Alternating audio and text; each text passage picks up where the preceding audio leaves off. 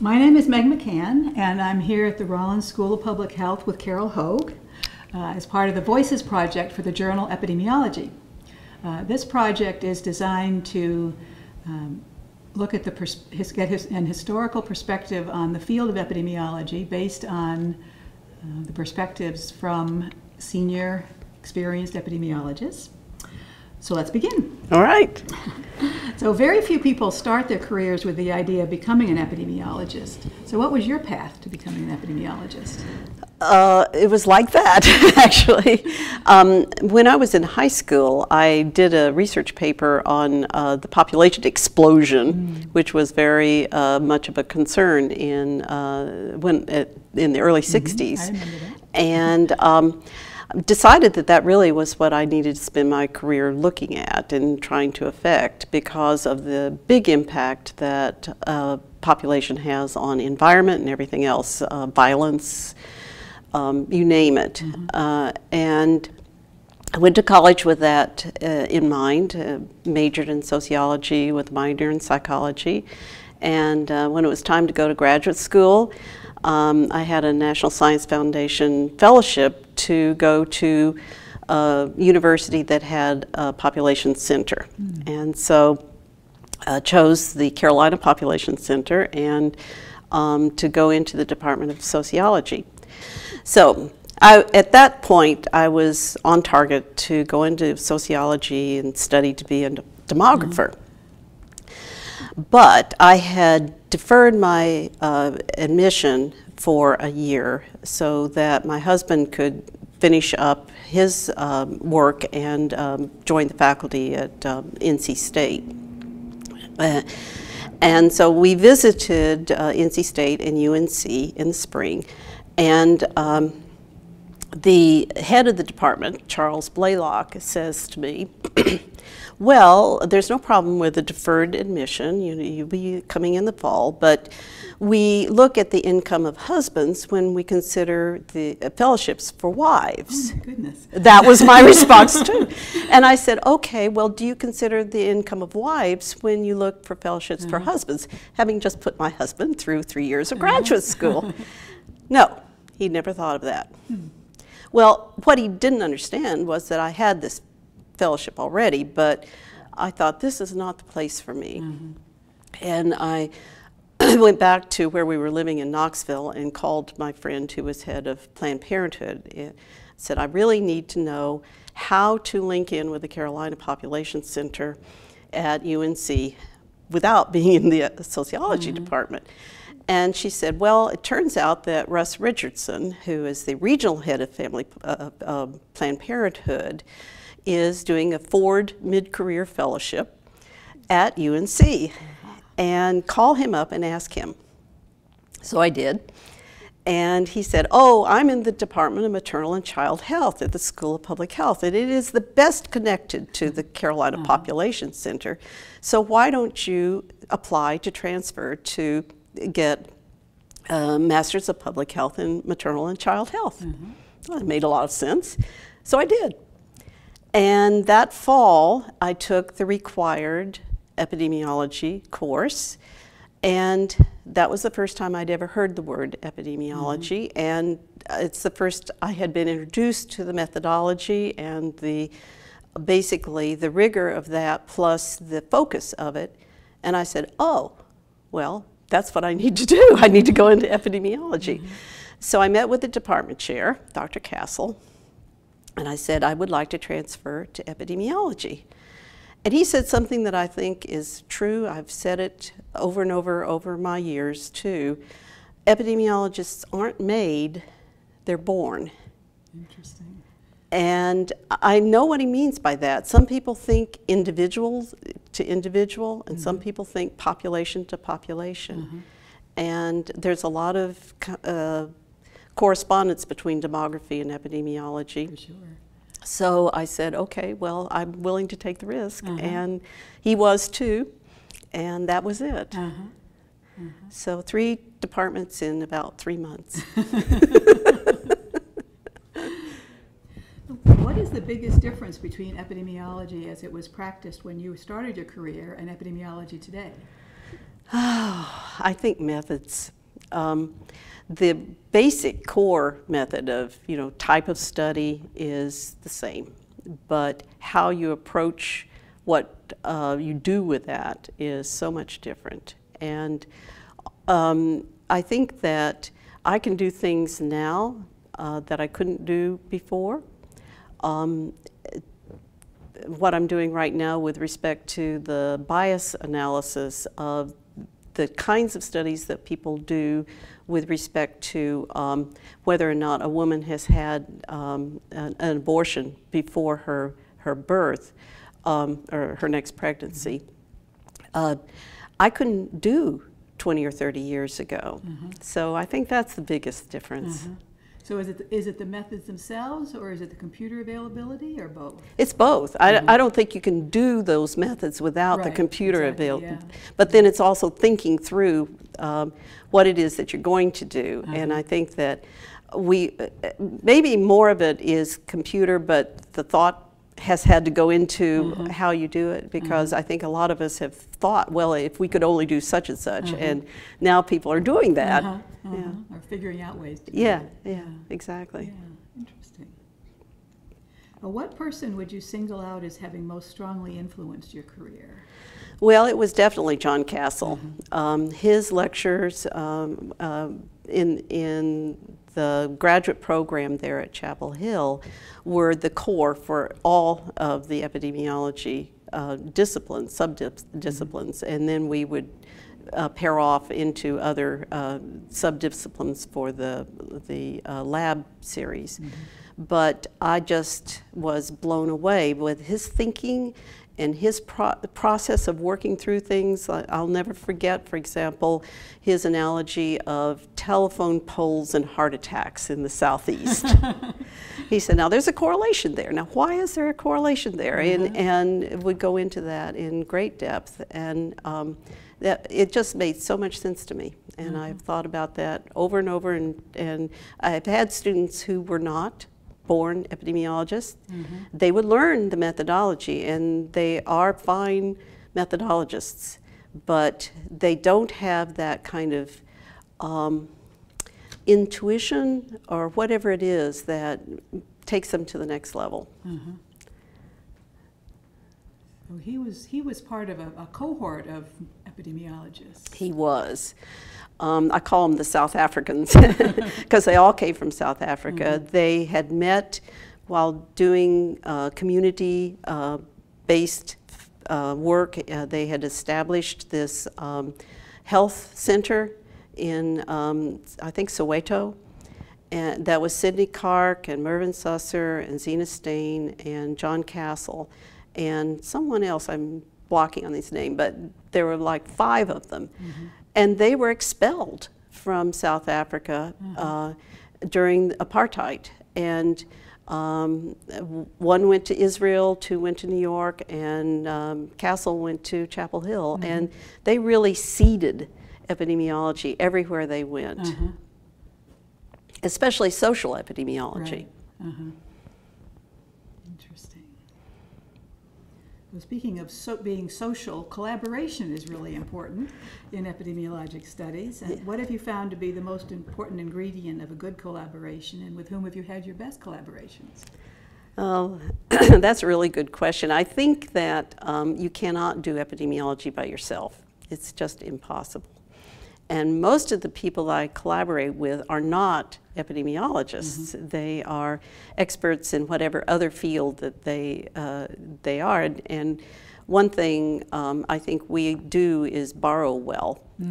And to borrow, you have to also give. And so having a give and take relationship that's based on respect for each other's discipline and humor, learning each other's language, I think all of those things are important. And I think my best collaborations have been when all those things have been in existence. Probably my most favorite collaborator, I must say, is Dr. Barbara Stoll.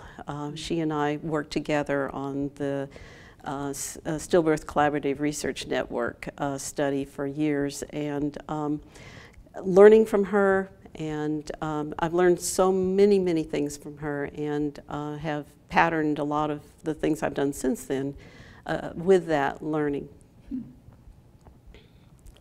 She's a pediatrician and neonatologist. Well, and you mentioned that here at Emory you have very close geographical proximity to people from various. Yes, I think that's one of the unique things about Emory. It is easy to collaborate and to have joint appointments in other departments, and really to be a part of those other departments, not just in the Health Sciences Center, which is really easy, but also in the college, and to learn from other people and to sort of expand your horizons is really, really lovely, and I've enjoyed that so much. And I think some of the best work we do is when we can do that. Yeah. We touched on this a bit already, but whom would you regard as the 2 or 3 most important epidemiologists during your lifetime, and why? Well, the South Africans for sure. I love all of them. Although I never met Dr. Kark, but Merv Sesser and Zena Stain had dinner at their home, and they're just lovely, were lovely people. And of course, Dr. Castle was very important in my life. But another person who was influential throughout my life, and who I think is one of the more important epidemiologists of our day, is Ward Cates. I miss him a lot. Yes, for sure. Brilliant mind. All those characteristics I was talking about with respect to collaboration, and a generous personality that really asked the right questions, got the right answers, and brought the best out in people. And I've been very happy that he's been recognized by the various societies of both epidemiology and family planning, family medicine, because he transcended all those worlds. So I think those people, although there are many, many others.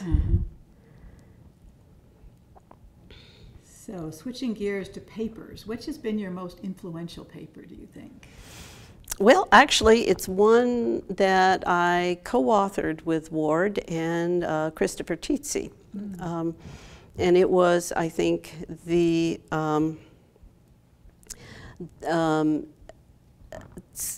paper that, it was published in Epidemiologic Reviews in 1982. And it outlined what you need to do to study abortion after, to study pregnancies after abortion in a rigorous way. And I think that it still stands as what one has to do from a study design perspective to do that properly. It's very difficult to do.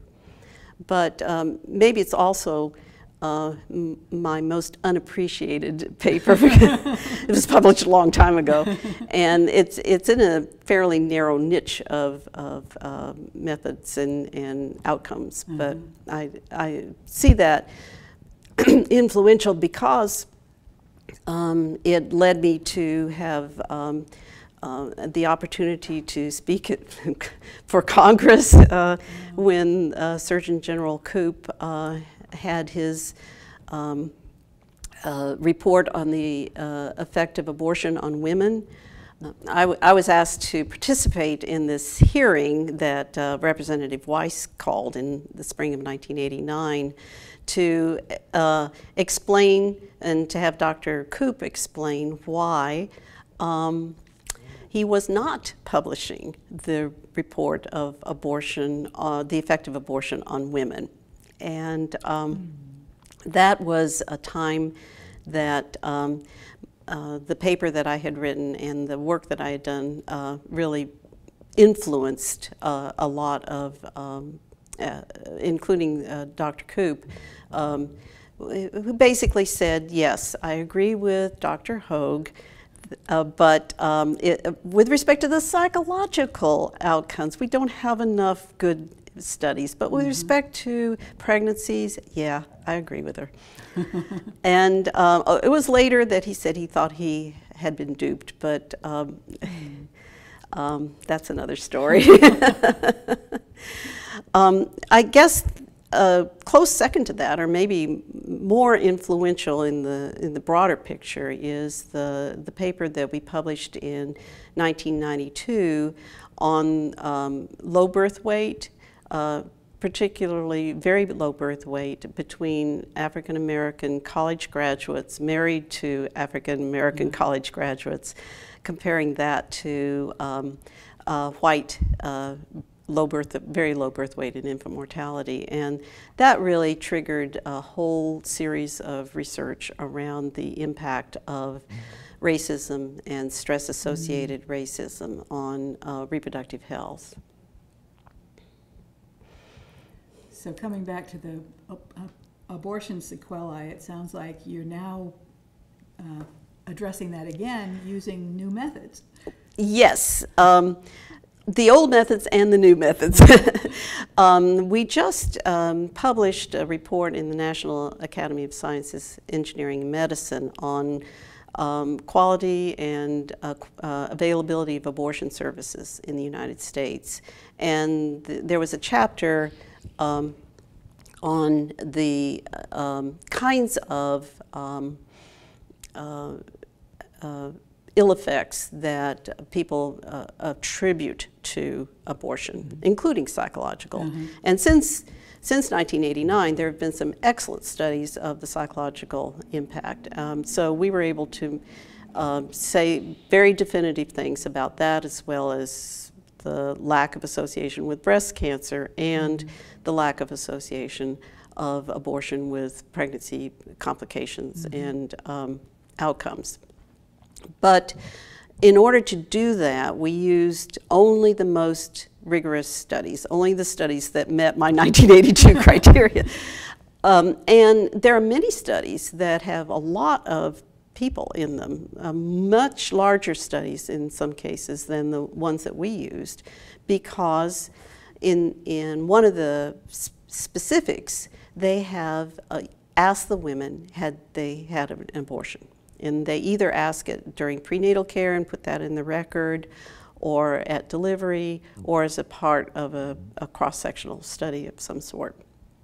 But we know that women are not always going to report the abortion that they had had.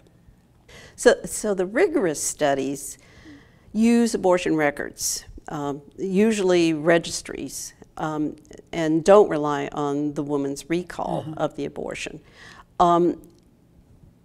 But since there are so many studies that do have that, and some of them have found that there's an association between abortion and preterm birth, there's a controversy about that that I think will remain until we can tease out the bias that we know is there and put everything on a level playing field.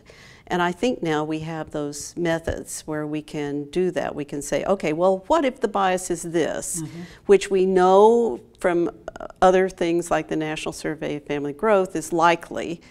If we put that into those studies, what impact would that have on the outcome? So that's what we're working on now, and I'm really pleased that we can do that. It's very exciting. Yeah. Oh, good.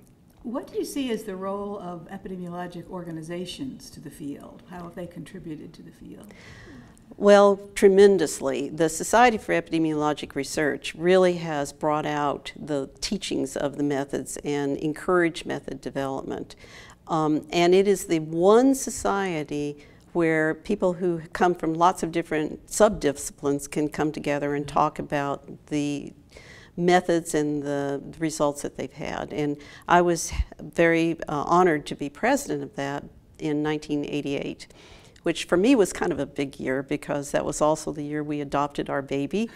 And the meeting was in Vancouver that year.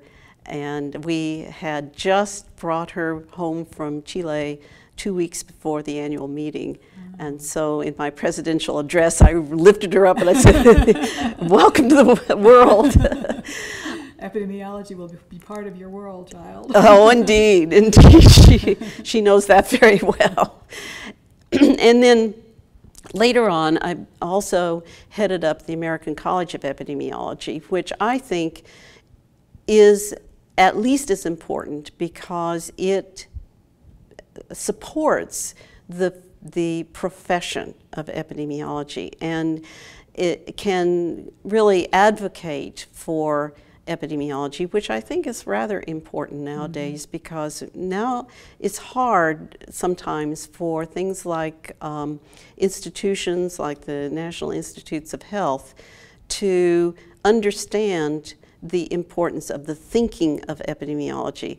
Because we've gotten to be so good with methods, sometimes we get to be equated with biostatistics, and then why do you need both? Right. We do need both. And the college really, I think, does a good job of distinguishing. And so I was happy to lead both of those organizations. There are other organizations, and I think in time I would like to see us try to geographically link both the college and a Society for Epidemiologic Research up with the major sections of major subdivisions, so that at times we can have kind of an interplay of, because the people who go to some of those meetings, big meetings like the Heart Association meeting, never come to SER. And so that's I think what I would like to see the future of the discipline do. Although I know it's difficult, and it's difficult when trying to figure out what cities to go to and that kind of thing, but I would love to see that happen. It's an interesting idea. Well, how have you chosen the research questions you want to address?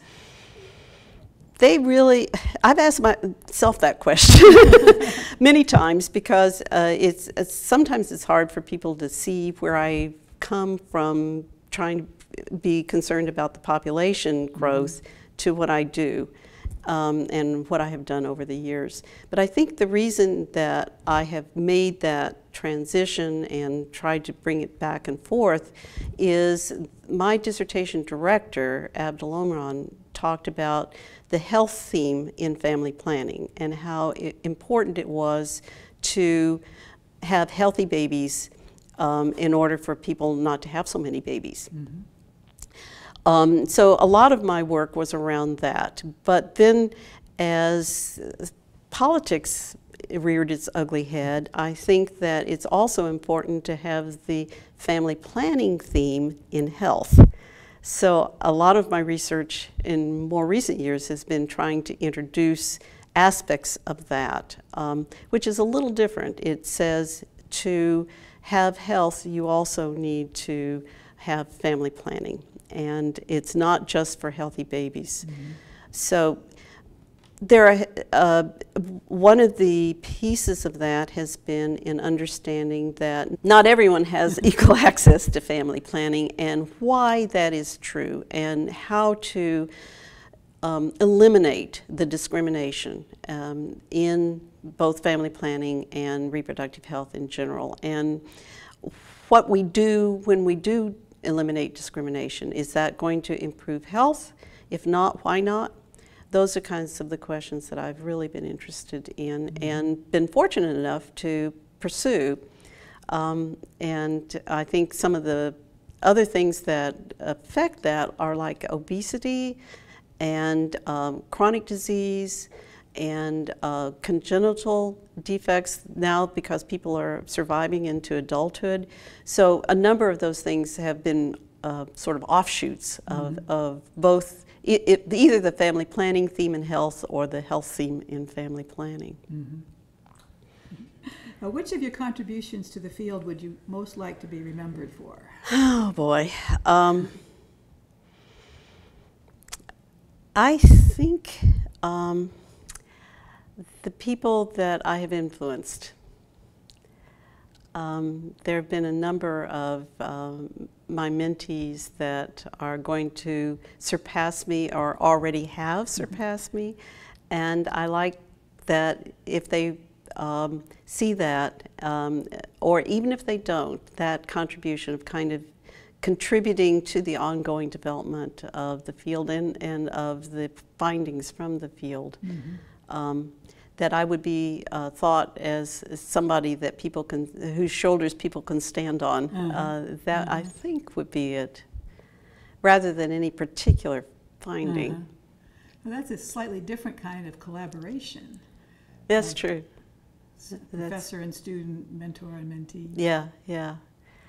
And I think it takes a very good mentee to be mentored.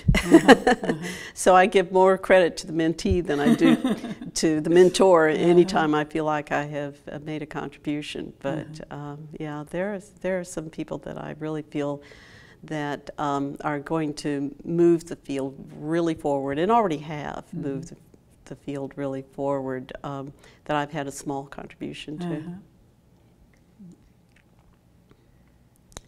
So in your opinion, what has been epidemiology's most important contribution to society? I think epidemiology speaks truth to power. And I think that if you go back to where we see our origins in infectious disease and the famous taking the pump handle off to deal with cholera before the microscopes saw it. We break assumptions with data. And to the extent that we're allowed to do that, I think we make quite a contribution. It's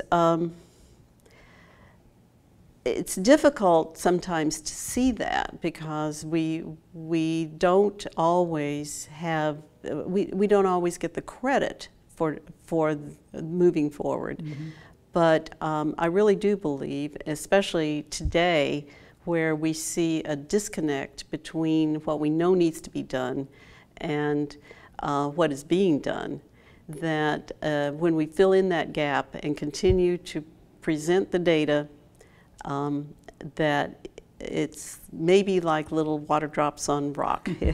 It will have an impact, I hope, because, you know, people like Nancy Krieger, for example, have said and continue to say that we can't just describe the issues. We have to make a difference in how they get addressed. And I think that to the extent that we can continue to do that and do it, we will continue to make a major difference. And to talk to people other than epidemiologists. Yes. Public officials. Yes, absolutely. Yes, and we can't just talk to ourselves. Yeah. So outside of epidemiology, what have been your major interests? I think my major interest has been in my family and in my church, and to the extent that I do anything outside of those, it's really in the out of doors, gardening and hiking. But family really takes precedence over anything. Okay. What is your assessment of the current state of epidemiology? What are the biggest risks our profession faces? The likest opportunities? Recently, we have really been bombarded with fake news, really fake news, and I think it's up to the health of epidemiology to face facts and keep pushing facts.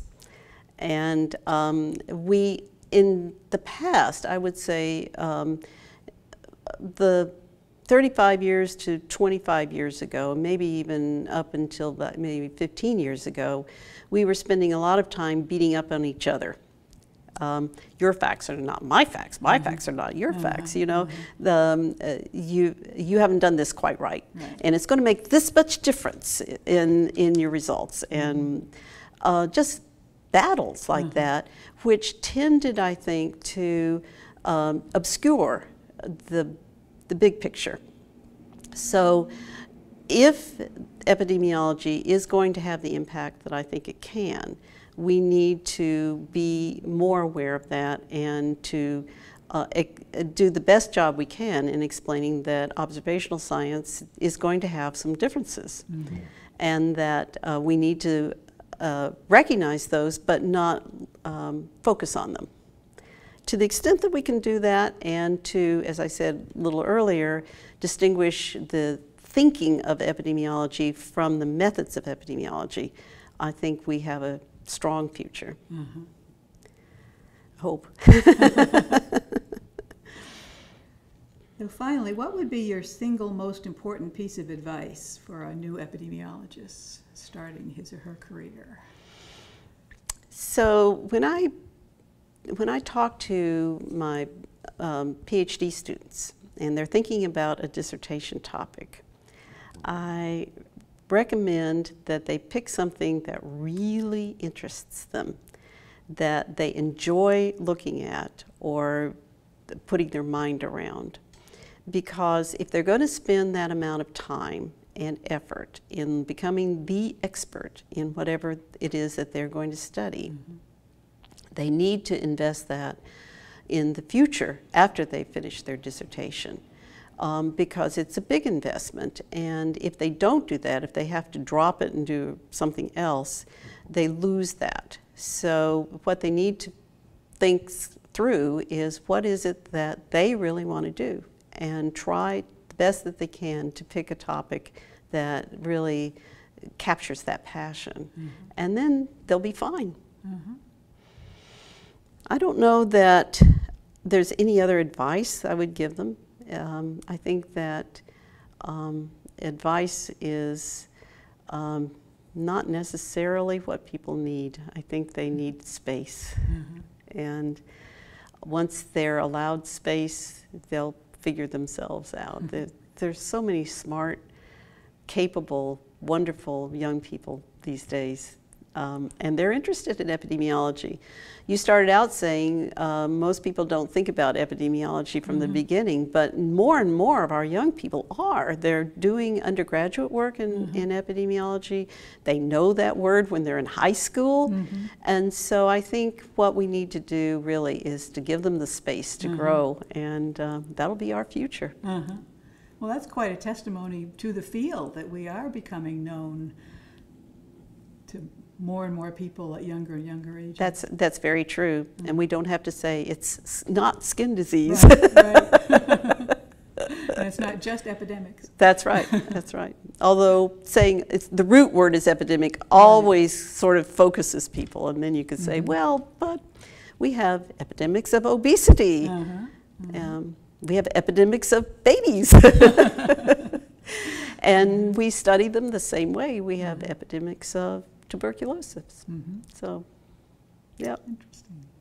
Well, thank you very much, Carol. My pleasure. Very interesting.